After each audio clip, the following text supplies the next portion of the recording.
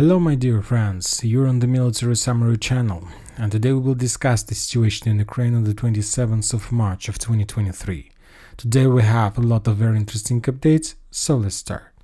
But before we start, I would like to discuss with you the polls that the Military Summary team made on the Telegram channel and the YouTube channel.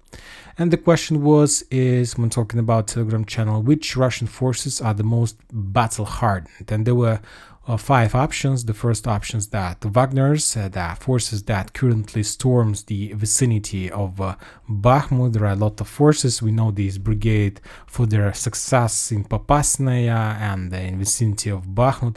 The second option was the 144th Division, and this division is currently located in Kremenaya frontline.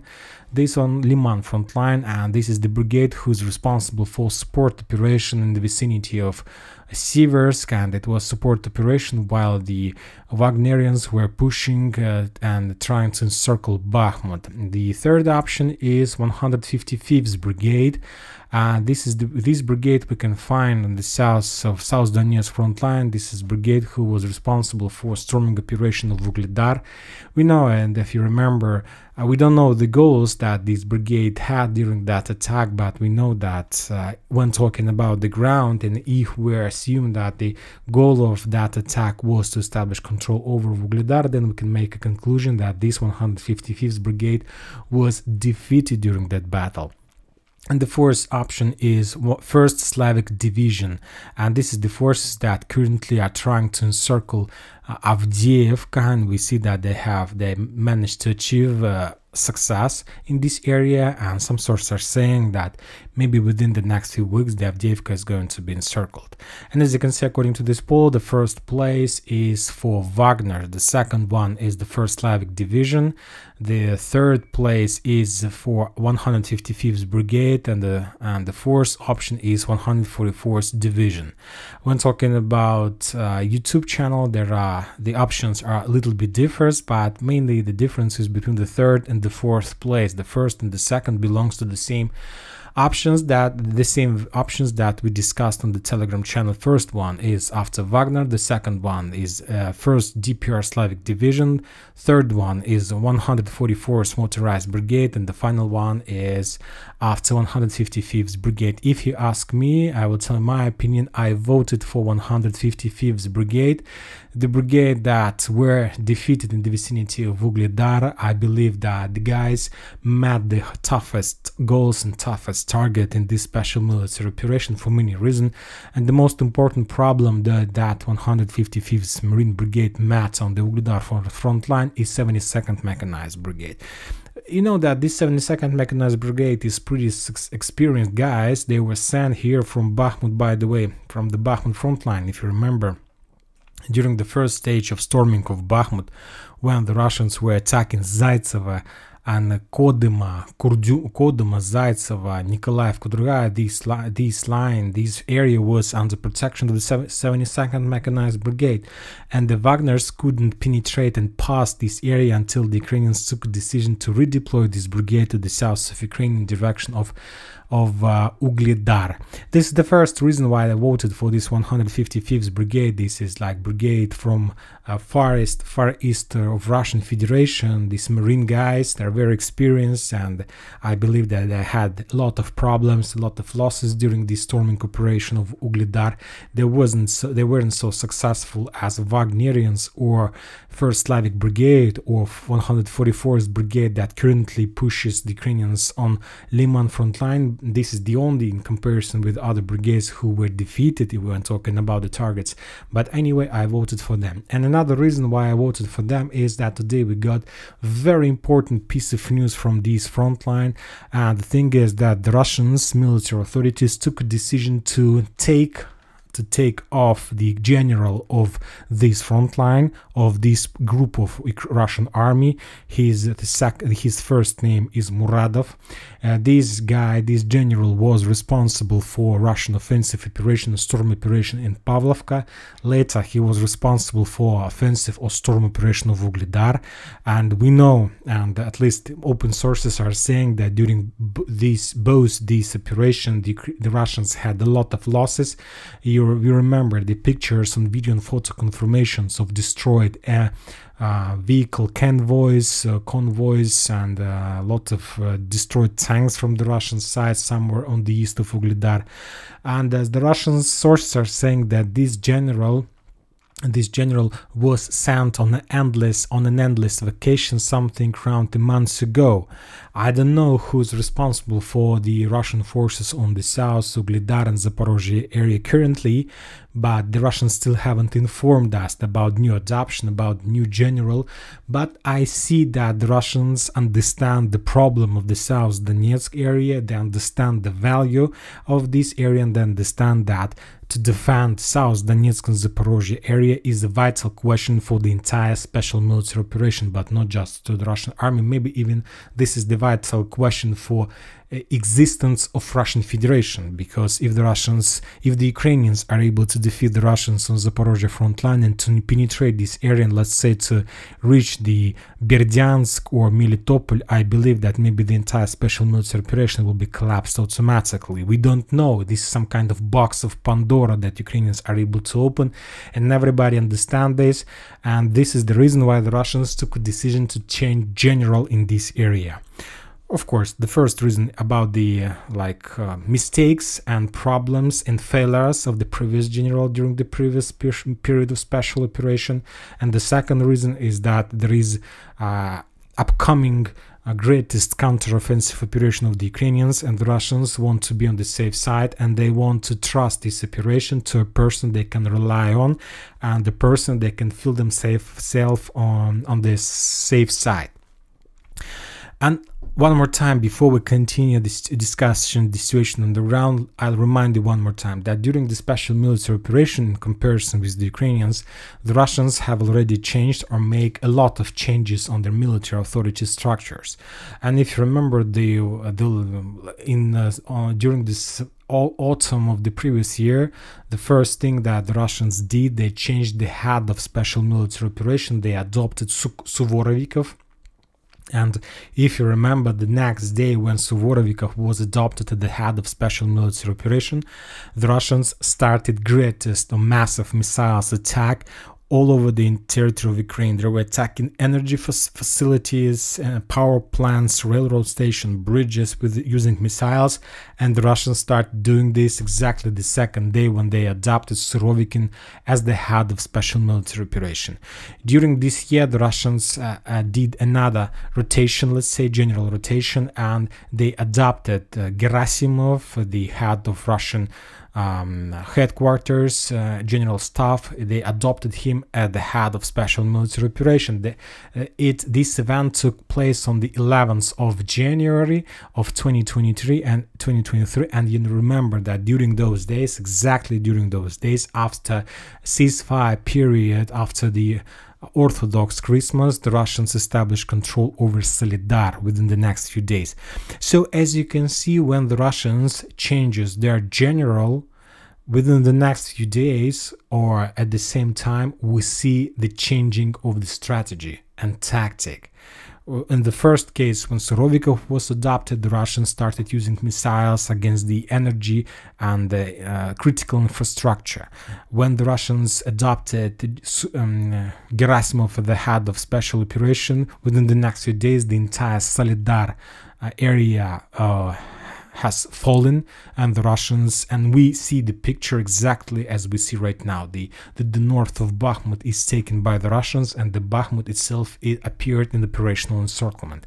And today the Russians took a decision to change the general of the south area. So I believe that there are two options what the Russians are trying to achieve. You know that this front line is the most difficult and the most complicated. Why is that? I'll tell you. For example, when talking about Kupiansk-Liman front line, we see that according to the tactic and strategy that the Russians took a decision to use, the Russians are in defense state. They are not pushing. There are small local pushes. The Russians made few attempts to storm the area on Liman front line just with one purpose: to support the Russian forces in Solidar and Bakhmut. So we can see that this is one army, and this army has one target, one goal, and one tactic how they're used by the Russian military authorities. When talking about Donbass, the Russians are pushing all over the front line, starting from Marinka to Bakhmut. And there is one general, one head of this army, so we see the same signature, the same way the Russians are doing their operation in this area. And when talking about South Donetsk and Zaporozhye area, we see two completely different areas. When talking about the South Donetsk area, the Russians need to take control over Ugledar if they want to proceed and to complete the encirclement of Avdiivka and to penetrate the Ukraine's defense orders and to be successful and to complete the special military operation this year. So anyway, if the Russians want to get success during the year, they need to take this area. From the other side, we see Zaporozhye area, and when talking about this area, we know that Ukrainians are preparing their counter-offensive operation in this area, and the Russians need to defeat the Ukrainians in this area without any counter-offensive operation. They just need to defeat and not to allow the Ukrainians to penetrate their defense orders. And these two front lines are under responsibilities of one general, and I believe that this general is going to be adopted very soon, and very soon we're going to know his name, and then he will start act, because he need to show the result. He need to show that the Russian authorities was right when adopting him. So I believe that soon these forces on this front line are going to be activated and they will show us some result. To tell the truth, it's very difficult to determine what exactly they're going to do, but when talking about the global scope, when talking about South Donetsk, they need to take Ugledar, and when talking about Zaporozhye, they need to defeat the Ukrainians. So we'll see whether this new general is able to do this or not. Now let's move to the front lines and let's talk about the situation on the ground. One more time, there are no changes on the ground. There are very heavy clashes in the vicinity of Avdiivka. There are very heavy clashes in the vicinity of Bakhmut. As you can see, there are a lot of icons in this area. Mainly, the icons are from the south. The Russians are trying to push and trying to cross two streets like Mariupolskaya streets and Shirokaya street. These two streets trying to get inside the central part of Bakhmut, trying to push the Ukrainians back from this area. Furthermore, today we got piece of news that Prigozhin, the head of Wagnerians, visited the combat line. He was here at school number 5, so as you can see, very close to the combat line. And I believe that if he visited this area, I believe that maybe this map is not updated, maybe neither of the map is updated correctly, because I don't think that he would risk so much trying to get right exactly to the combat line.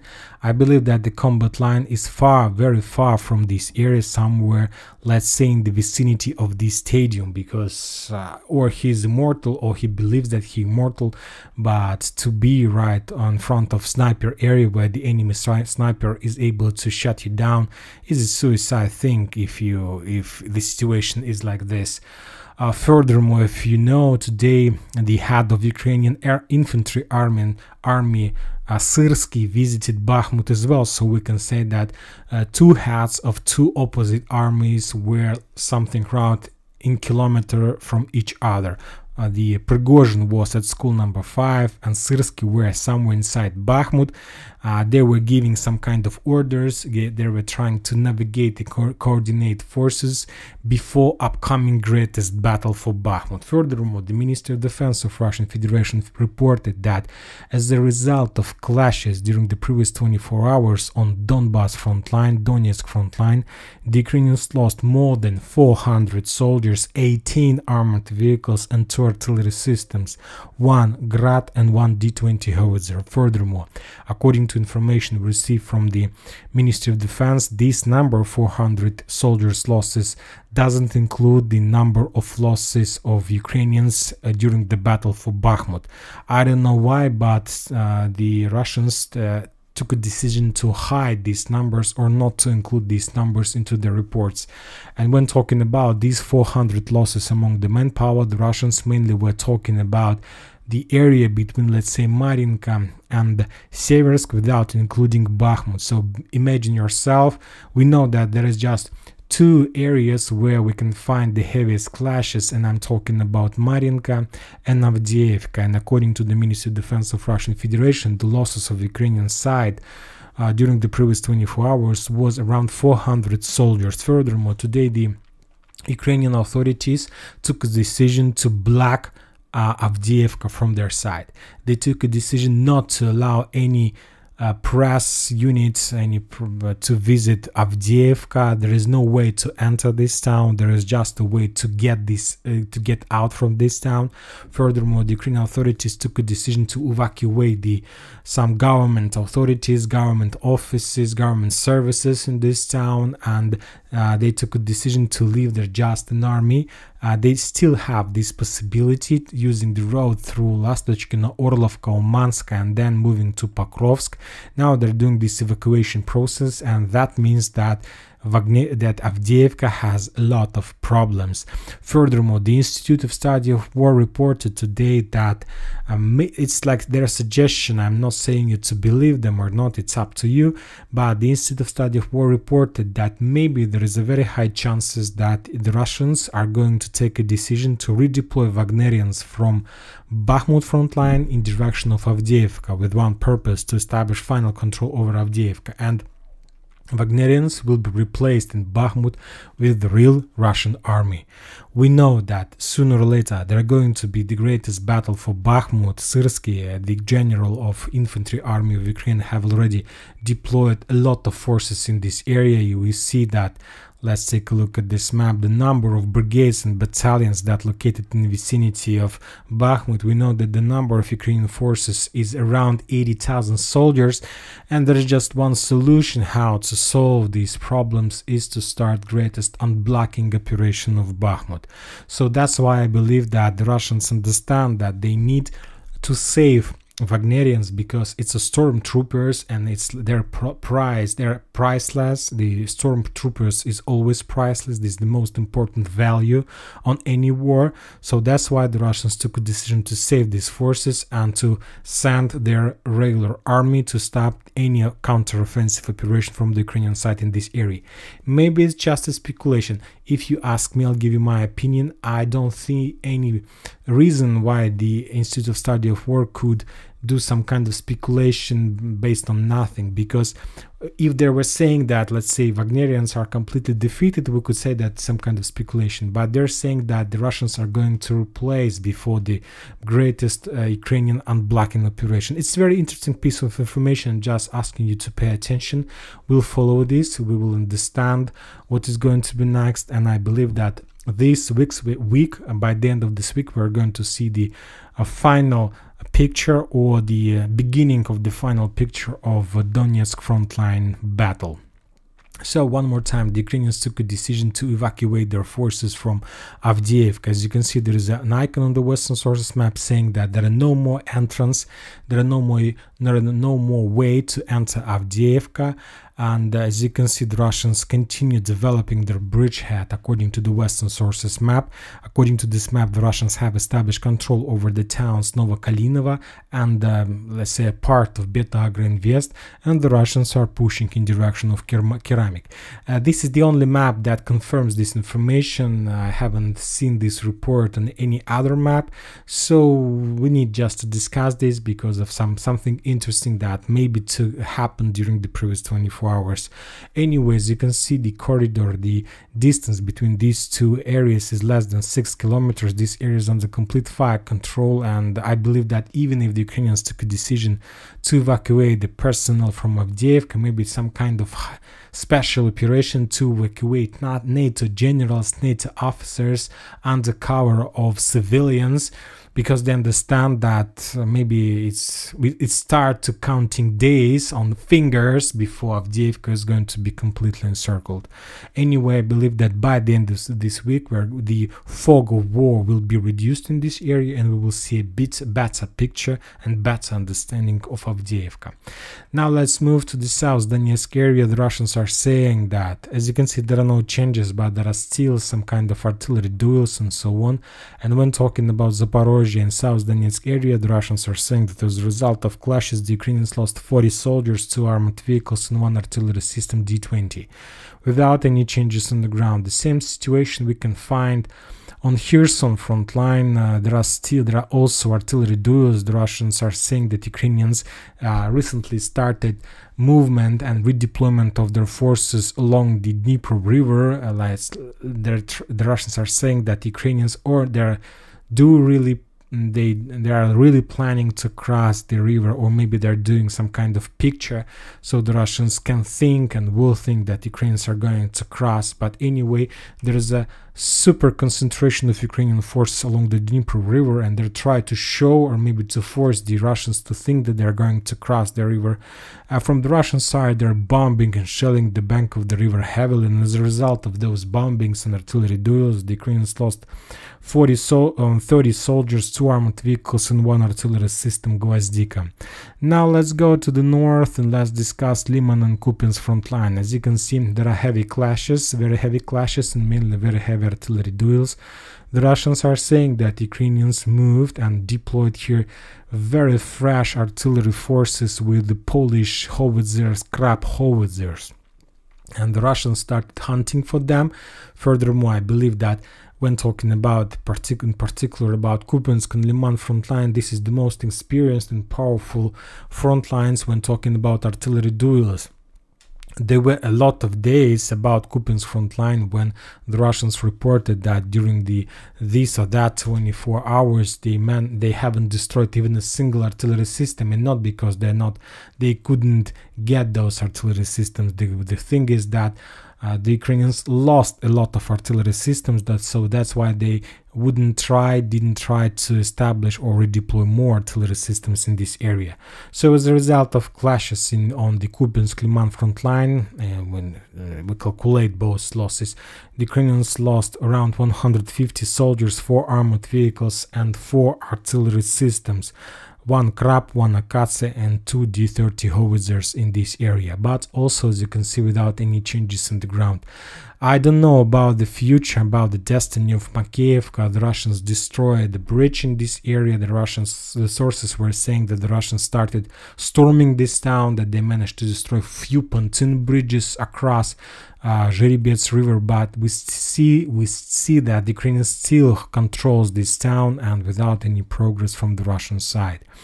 As you can see, this picture haven't been changed since the previous 24 hours. The Russians report about some missiles attacks in Kramatorsk and Slaviansk.